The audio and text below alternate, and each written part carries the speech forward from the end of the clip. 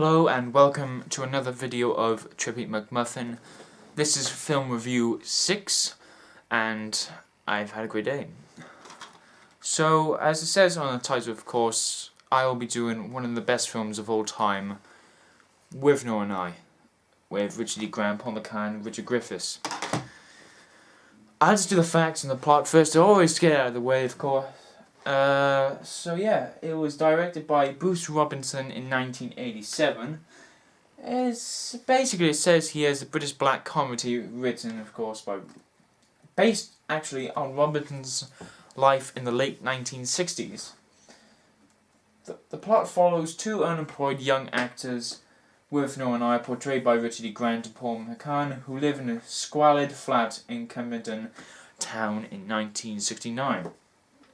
While waiting for their careers to take off, needing a holiday, they obtain the key to a country cottage in the Lake District belonging to Withnail's lecherous gay uncle Monty, Richard Griifths, and drive there. The holiday is less receptive than they expected.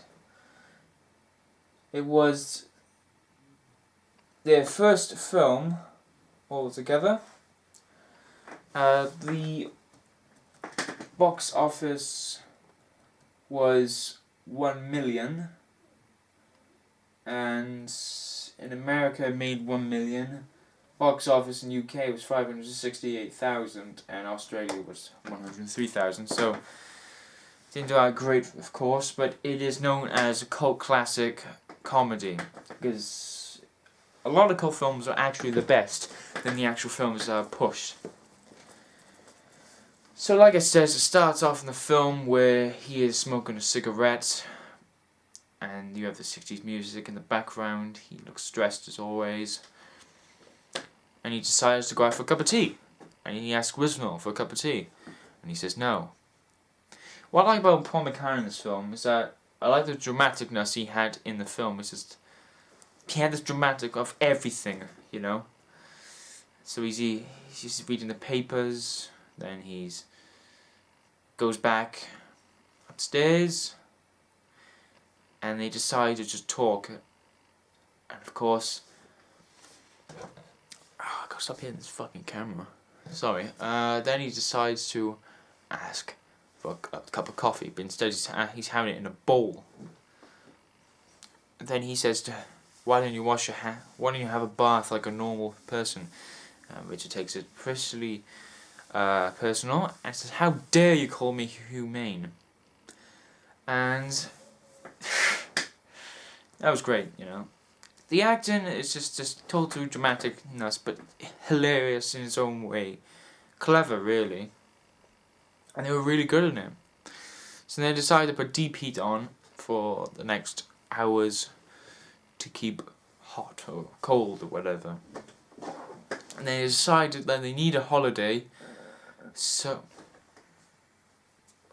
they decided to go to see Uncle Monty, who has a thing for Paul McGann. That was a bit strange, but it wasn't really the main thing I was talking about. But so they get the key and they start.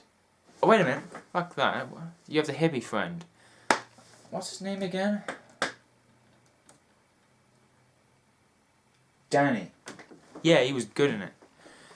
He was just a strange, just boring but funny person who had all the pills and drugs that a lot of people wanted.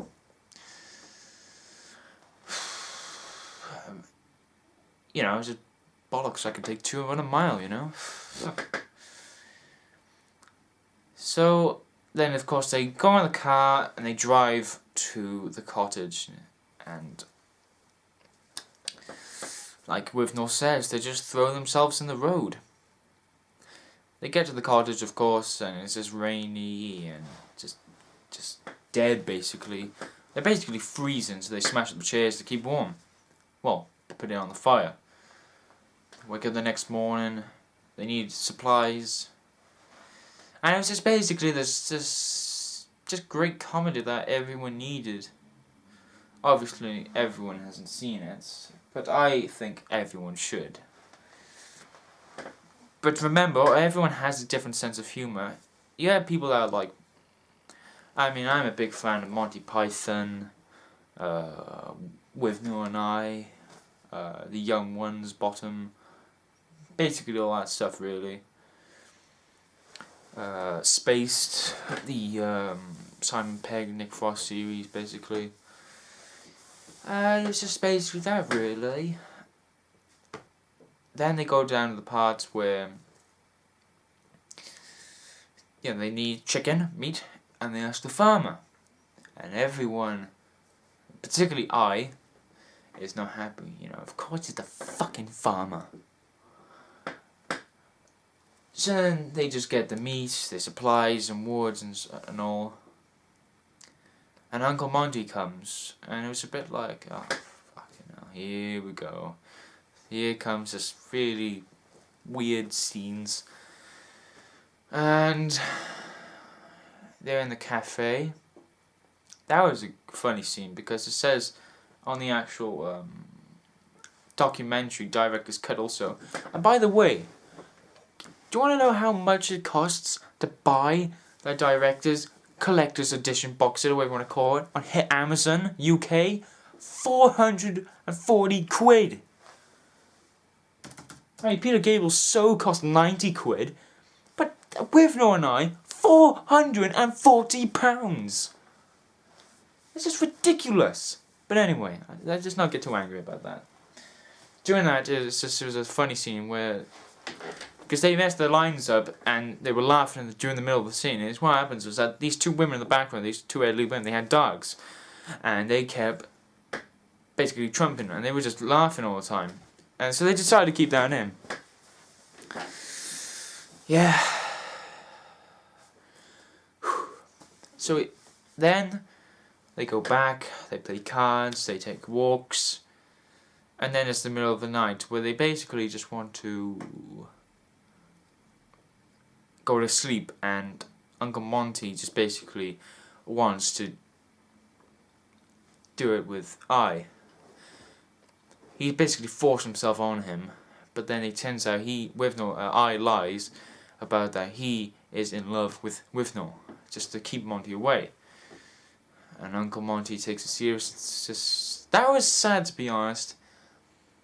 It's just, he just writes a note, the next day he's gone, he leaves all his stuff, bit of money. It was sad, to be honest. I mean, yeah, he was a perv and a bit of an ass, but it was sad, to be honest, about that. And so then they decide to go back. I've seen this film about 4 times. It's a little break thing you gotta give. And when I saw it the second time, I couldn't watch basically all of that because I got so upset because the first time I watched it. So they get back home, basically he's pissing in front of police officers, and then the hippie is back. He basically is sleeping in their place, and then there's a black spade in the bathroom, and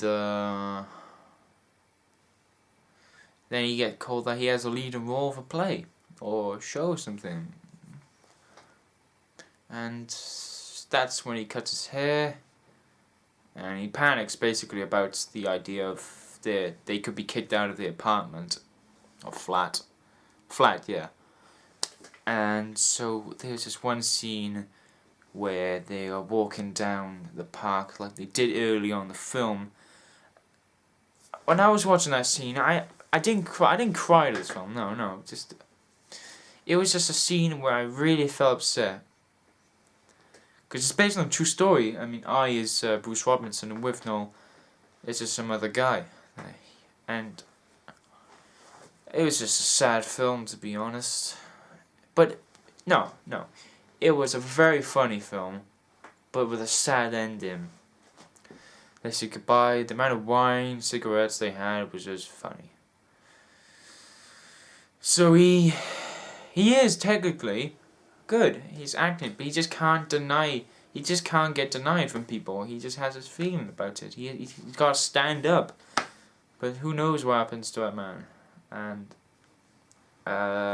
he walks away, and the sort of TF2 kind of music is playing in the background where the credits come in.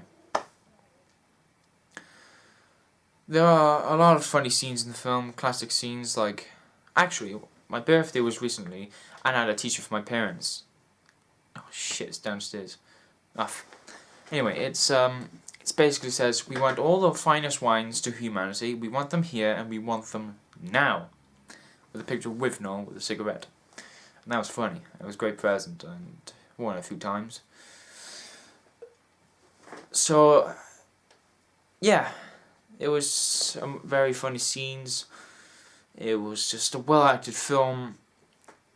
Well directed, the cinematography. Around the place, of course, it was either Cornwall or Yorkshire, I can't remember.